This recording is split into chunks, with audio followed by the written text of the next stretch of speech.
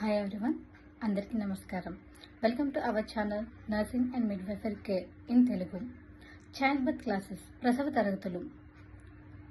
తరగతులు అంటే prenatal classes కానీ, బర్తింగ్ క్లాసెస్ కానీ, యాంటీనేటల్ క్లాసెస్ని ప్రసవ తరగతులు, చైల్డ్ బర్త్ క్లాసెస్గా పిలుస్తారు.